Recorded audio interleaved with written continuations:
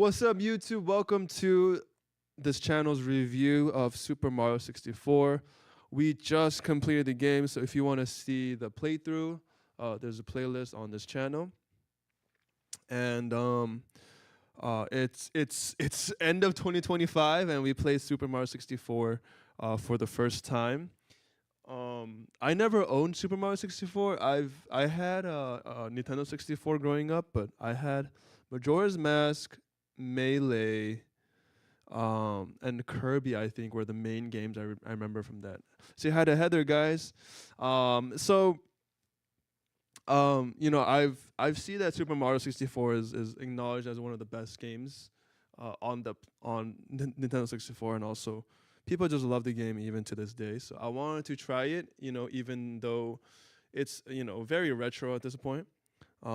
So some 20 odd years later, I ran through the game, and I would say it was pretty good so far. Let's go into the review. So there's going to be a few categories, and then at the end, we're going to average the score so that we can determine what my score for the game is. I also understand I'm in hollow ground here. I know a lot of people love this game, and some people consider it their favorite Mario even after all the amazing Mario games that have come out since. But let's do this. So gameplay and controls. Oh, that's a good category to start with. I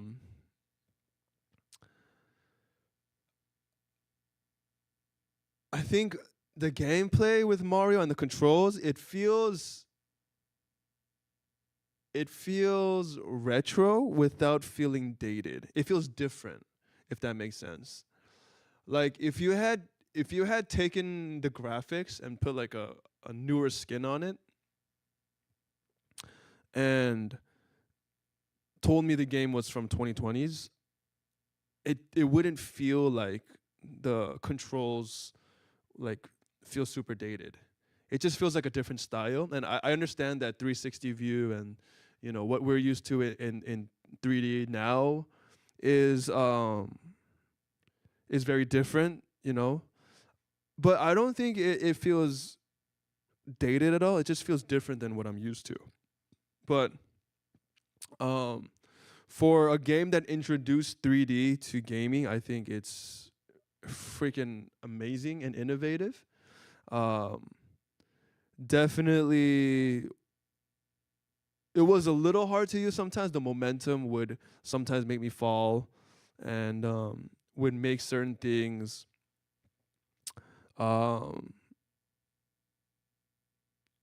be hazardous, and I would have to like start the level over. But I think that just added to the challenge, and it was part of the challenge of the game. I don't think the gameplay and the controls was held back because of the camera controls. I think it was different than what I'm used to, but in no sense of the word, or in no sense inferior to modern games. So it was pretty solid, I would say. I would say controls and gameplay, I would give it, let's go with 8.5. 8.5. I think I would have preferred a little bit tighter, and some of the camera stuff to be a little easier to switch between views. But for the time, it was amazing, and even to this day, it was pretty solid. So 8.5 for gameplay and controls. Level design was amazing. I think that's one of the strongest suits of this game. Every world felt different. None of the stars felt repetitive. Some of them didn't really make sense, like the one that was like stuck in a corner of the wall where you had to shoot a cannon on it. Like that was crazy. But a lot of them, like it was, it didn't feel repetitive to get stars in any way, shape, or form. I think it's because the levels were so creative that even if you're just climbing to the top of a level, it feels different every time.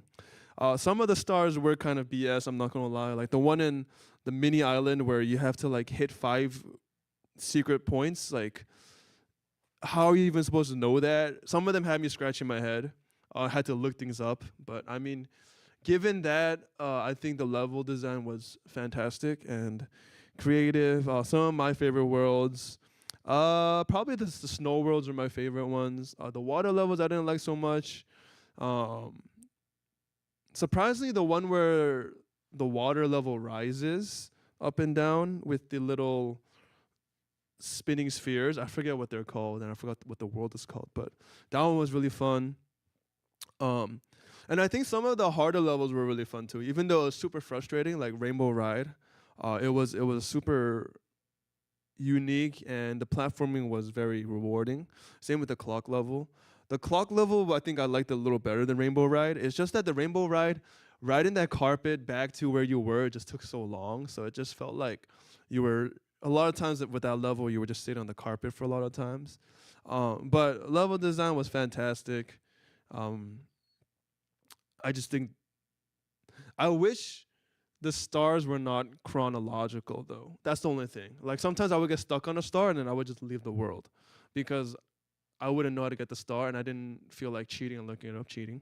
And because it was stuck behind consecutive order, I would just give up on the world for the time being, which I think, not the best level design. But I would give level design a 9. Visuals, I mean, it's retro. The visuals are retro. Uh, the game came out in the 90s, so there's only so much you can do with that. But personally, as a consumer, I don't really care if games look retro. I think it's endearing. I think it's a style. It gives it its own flavor. So I never think that um, retro visuals is a bad thing. Given that, I think it was immersive. It looked very cool. Um, I think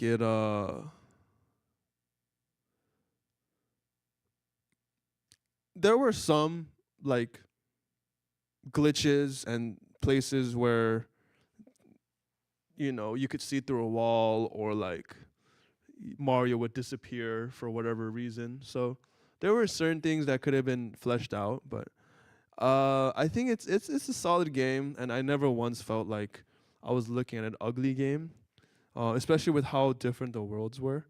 But compared to today, I wouldn't say. Uh,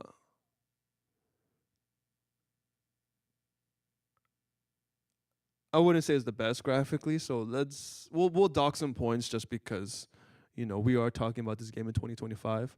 So Mario 64, we'll give it a 7.5 for graphics. I'm sure at the time that this game was made, it was probably a fantastic looking game. Um, Sound and music. Um, I think it has super iconic sounds and music. I think it does its job very well.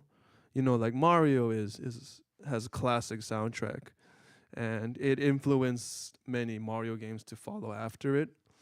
So it was amazing, but I will say that for me, not my style of music. Um, it is cartoony, and that's the reason. That's the way it's supposed to sound. So it's by design. It sounds like that. But I think for me, like since I would be replaying the levels over and over again, um, the cartoony music got a little irritating, like hearing it for like 30 minutes, unlike my 30th attempt of Rainbow Ride. It's a me Mario.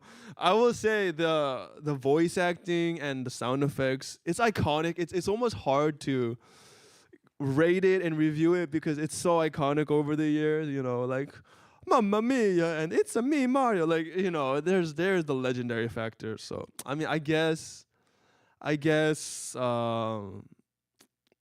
just have to recognize it as an icon. We'll give it an 8.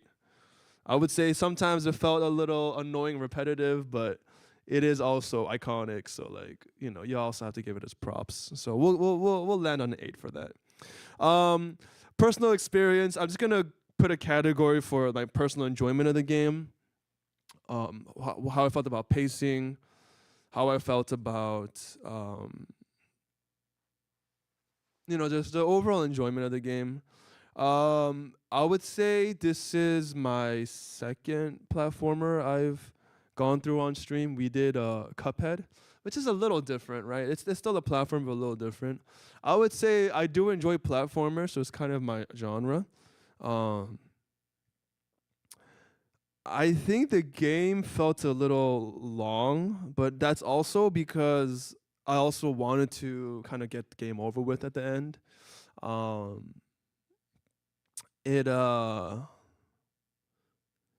it just mm, I think if I really enjoyed every minute of it, it would be the perfect length. But I think towards the end, I would just want to get it over with. But I would say even then, even when I would just was trying to get through the game, I still enjoyed every aspect of it. Like the ladder levels were really, really fun. Um, how dare you? Yeah, I will say even with me feeling like I just want to get through these last stars, um, I still think it was very enjoyable to the very last minute. Like the clock level was super fun, Rainbow Ride was super fun. Um, so I can't fault it. It was my own expectation of getting through the game. I think that made it a little feel a little long, but um, I think it was my own mentality going into that latter levels more than the game being too long or anything like that. I also love that there's extra extra stuff at the end, like getting to 120 stars. Like it's crazy that if you wanted to play more, there's literally like 40% more stars to do, right? Because um, I got the 71 stars, but you could go back and, you know, do the rest of the stars. And I think that'll even take longer than base game because, the stars that I got were kind of the easier ones. All jokes aside, I think after like 50 stars, there's a feeling of obligation. That's true. That's true.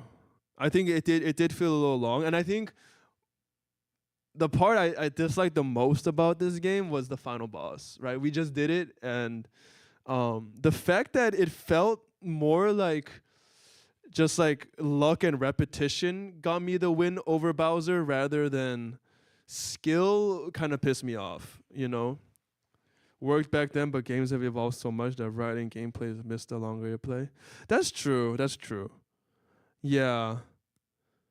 Like the last boss, if it was like Elden Ring where I had to like get good and beat him, then it makes sense. But at the end, it was just like me just hoping and praying I landed a throw. And like that's not how a final boss should be. It should be skill based. And I think for that reason, the last boss felt overly long because it was basically luck based. Um, so that's part of what I didn't like about some of the game. I agree with Nikki. After a while, the latter stars just felt like, oh, I just want to get it over with. Um, but I think a lot of that has to do with what stars you go for. Because some of the stars are just like repetition and work, and some of them do feel a lot of fun. Um, yeah, maybe 50 stars would have been a better endpoint for the game. Um, it's hard to say that because 70 stars was the perfect amount to force me to go through the Rainbow Ride and clock levels too. So it's like it felt a little long, but it also made it so that I had to kind of do the ladder levels. But maybe 50 stars would have been a better endpoint for the game. Personal enjoyment, I would give it. I would give it an 8 out of 10. Feeling low also includes the dying. That's true. All the dying.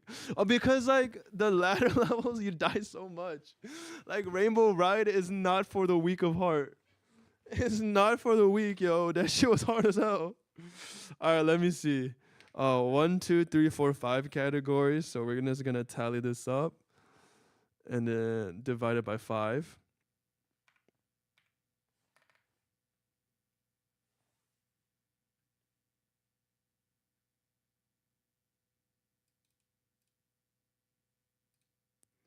All right, so here's a overview of what I rated it.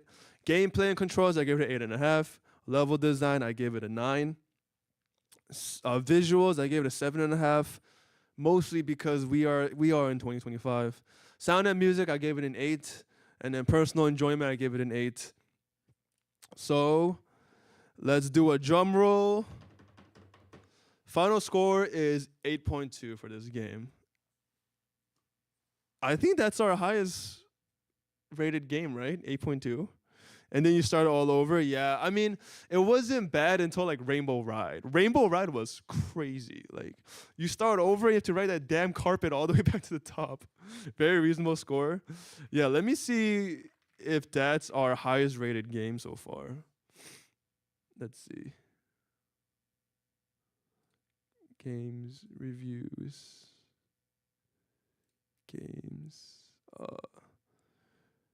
We do get to add another game to our completed tab, which is crazy.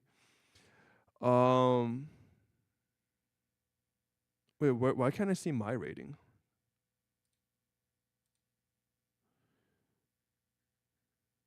What the hell? Whatever. You keep going fuzzy. Oh, I'm sorry to hear that. Anyways, thank you for watching the review, YouTube. Final score 8.2 for Super Mario 64. Look forward to new games and new reviews. Thank you so much for watching. Peace. Bye, YouTube. Let's go. Nikki said bye, YouTube, this time. We did it. I'll see y'all. Have a great night. Bye, YouTube.